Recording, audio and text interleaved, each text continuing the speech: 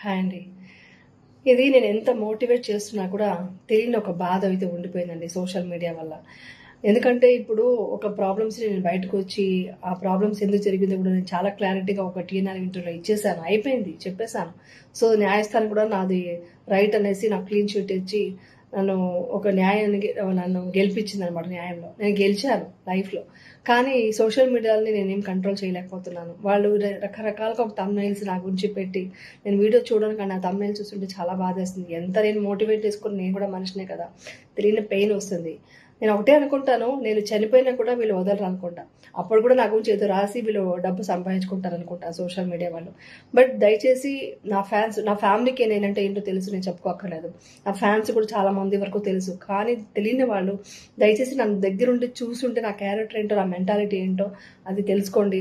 అంతేగాని సోషల్ మీడియాలో వచ్చేంత నిజం కాదు, అది అర్థం చేసుకోండి. ఇంకా చెప్పాలంటే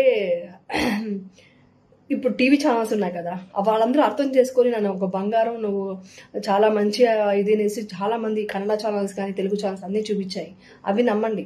ఎందుకంటే వాళ్ళ దగ్గర నేను డైరెక్ట్గా మాట్లాడాను కాబట్టి వాళ్ళు దాన్ని తెలుసుకొని వాళ్ళు నా గురించి మాట్లాడారు. బట్ సోషల్ మీడియాలో డబ్బుల కోసం చేస్తున్న, రేటింగ్ కోసం చేస్తున్న కొన్ని థంబ్నెయిల్స్ని చూసి అది నిజమని నమ్మకండి దయచేసి, please. Thank you so much.